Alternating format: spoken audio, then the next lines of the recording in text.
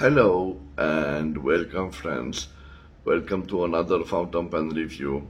I'm filming this video in my hospital room. I probably will have on Monday a surgery on the neck here.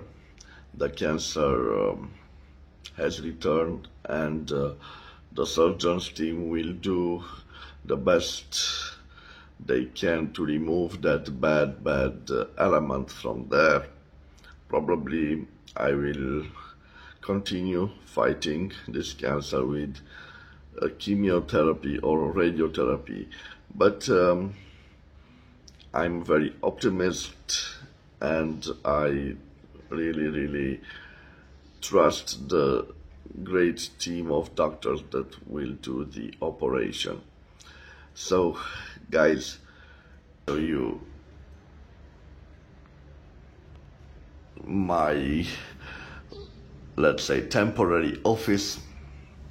As you see, I brought with me several writing instruments that yes, I will have the time to review all. Today I have for you a very special fountain pen, and we will talk about this wonderful Waterman. Probably if you watch my channel, you know that this incredible piece was found at a flea market in Bucharest, the capital of my country, Romania, by a great friend of mine. And when he found it, it was fitted with a cap that belonged to a ballpoint pen, and he noticed this lever filler. And when he saw the lever filler, he thought automatically that this is a fountain pen. And it was right. After he removed that cap, he saw this beautiful nib. What is interesting about this nib, guys, you can see that we have some engravings on it, and it says Waterman's Ideal, registered US Patent Office 2, made in USA. So we don't have the 14 karat gold hallmark on it, or 585. And this doesn't mean that we don't have a solid gold nib. Back on those times, they did not stamp all the gold nibs with that hallmark. In fact, based on what we have engraved on this nib, I saw a picture in a Facebook group, and based on that picture, those nibs were fitted on fountain pens between the years 1918 and 1937. Well, I told you that unfortunately this doesn't have the original cap, and maybe I will find its cap somewhere on the market. So probably you've seen Ideal here and on the nib, but another way to tell what type of model it is if you look at the end of the barrel. And I hope that we can see in this lighting, guys. So you can see we have a 54. So a Waterman Ideal 54. The 4 at the ending refers to the nib. Well, strangely, guys, we don't have here a number 4 nib, because engraved on it we have a 2, number 2, and probably it doesn't show in this lighting, but I will leave also a picture for you to see. So probably on this fountain pen was fitted this type of nib, which is a number 2 nib, but originally it had a larger gold nib, a number 4 nib.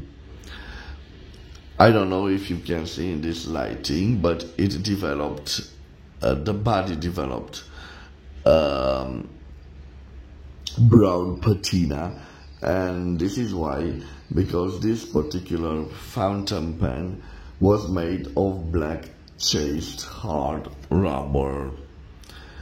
I have something interesting engraved on it. Unfortunately, it faded away.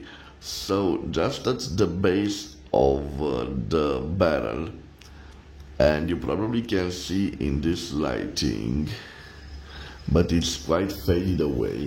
We have Watermans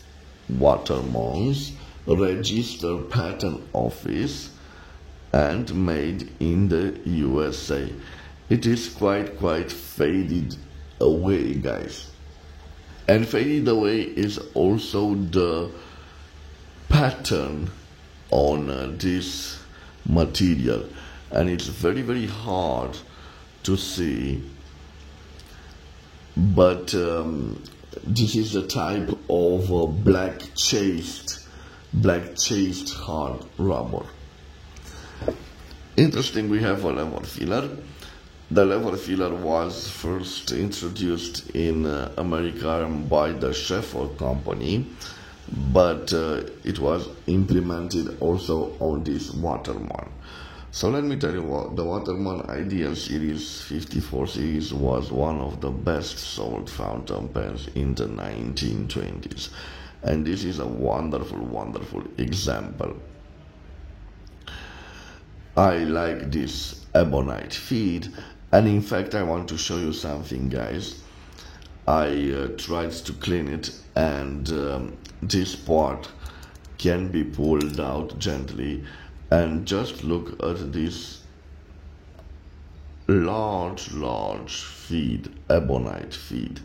It's just incredible, and I will put it right here because I want to show you the nib, and you can see the number 2 there, so we don't have a number 4, but a wonderful gold nib. And I love that breathing hole in a form of a heart. So guys, it is a wonderful piece. Unfortunately, my friend did not find it with its cap, but for this reason and for the fact that we don't have the hallmark of a gold nib, he paid an incredible sum for it. At the flea market, only 30 lays, guys, or 6.08 euros, or 6.21 American dollars. An incredible price. But what is more incredible than this, it is the fact that I can link this fountain pen with the Romanian market. And probably if you watch my channel, you know that Interbellic, or the fountain pens that were available in Romania between the end of the First War and the beginning of the Second World War, are incredible rare, guys. Usually they were imported from other countries, basically from Germany, but also from France and the United States. And they had that gold nibs, where during the communist time, gold, privately owned pieces of gold were prohibited. And usually if you needed a wedding ring or something like that, you had to go to the jeweler and bring him the precious metal. So lots of the nibs were scrapped for gold in that period and were forever lost.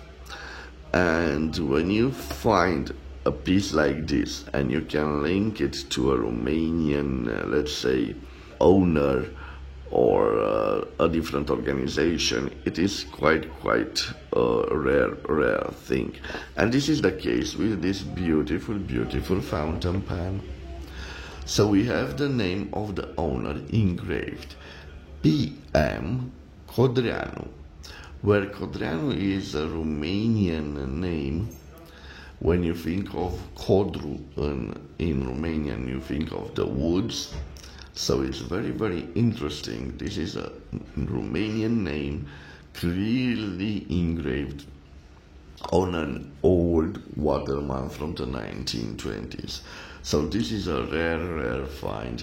And I want to thank my friend for discovering this wonderful, wonderful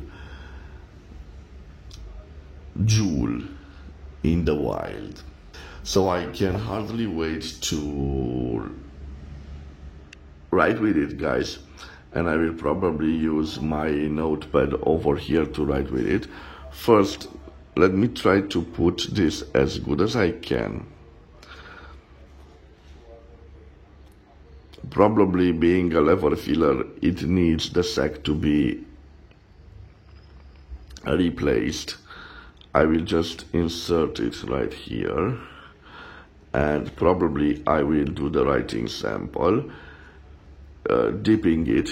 Well, you can see I've made a mistake, so sorry guys, it is difficult for me to put it back. Let me see, I don't want to ruin it. I have to be very gentle when I pull it out. I've managed to do that. So you must be very careful with those old ebonite feeders because they are quite fragile, guys. So I try to put it as good as I can. Let me see, like this. I think it's okay. Yes, like this. And now I will try to put it back. Let me see, like this. But I hope it's okay now. Yes, I think it's okay. You can see quite a large nib. And I wonder if I have here a number 2 nib or a number 4 nib, which was engraved by mistake with a number 2. It seems to me like quite a large nib. Unfortunately, I don't have with me other nibs. Maybe this nib for the number 4 nib. I believe that the Mont Blanc uses a 344 nib. This is the Mont Blanc 344, so it should have a number 4 nib. So yes, I believe that this is the number 4 and that is the number 2. There's differences between them, I should say. I'm not familiarized with the old Waterman nibs, Waterman ideal nibs. I surely know that they are sought after because they were quite flexible, and I'm curious to see how flexible this nib is. To be honest with you, I play with it a little bit, and there is a little flex to it, and I will show you when I will do the writing sample. But let me leave you the dimension of this fountain pen, of course without its cap, and after that I will do the writing sample. So for the writing sample, I will just dip this pen in this ink, a Mont Blanc Royal Blue ink, and I will use this notepad to write with it. So let me change a little bit the angle of the camera, guys. Let me see, like this. Yes, I have here the ink, and let me zoom out. So I have here the ink, guys, and I have here the pen. I will just dip the pen in ink like this.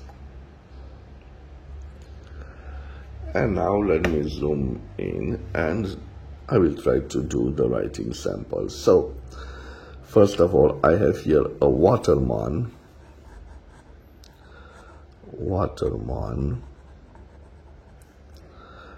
ideal number 54, It is a beautiful, beautiful fountain pen made in USA in the 1920s.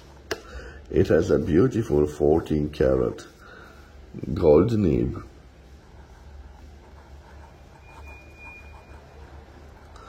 So based on the engravings on it, this particular gold nib was sold between 1918 and 1937. Okay, now let me see how flexible it is. And definitely you can see a flex to it. So a little flex.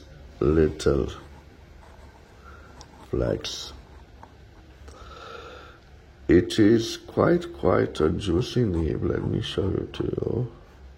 You can see that. And let me see if you have some line variants. So here no pressure, and here some pressure, and I can't see, so no line variance. I'm quite curious if we can reverse write with it. So reverse writing. It scratches a little bit, but what can I say? If I have here an F nib in normal mode, in reverse writing we have an extra fine nib. As you can see, it scratches a little bit, so I won't recommend it for reverse writing. Being a juicy nib, it should do a signature quite well. You can see, quite nice. And now let me tell you about the Quick Brown Fox jumps over the lazy dog. So it is an interesting nib, as you can see. It definitely has some line variance. Of course, it needs a little bit of tuning because it scratches a little bit. Let me give you a little zoom on the tip of it. So it appears that the tines, as you can see, they are slightly misaligned, as you can see on them. But again, a wonderful nib. The iridium tipping is present on both tines. So a wonderful nib and a wonderful ebonite feeder. So guys, this was my review of a wonderful piece. I want to thank again my friend for finding this treasure. It is a real treasure. And once again, this engraving on the body, it is splendid, and it shows to me that we have a Romanian piece, or it was owned by a Romanian citizen in the 1920s. So quite a rare find, guys. So guys, thank you for your time. I want to thank you for all your support messages. Yes, my health is very important, but believe me, I love to do those fountain pen reviews, those videos, and this is why I bought so many fountain pens with me here at the hospital. It really keeps my mind occupied, and it gives me a nice opportunity to share my collection with you. So guys, I want to wish you to have a wonderful day wherever you are, guys. Please stay safe in this pandemic time.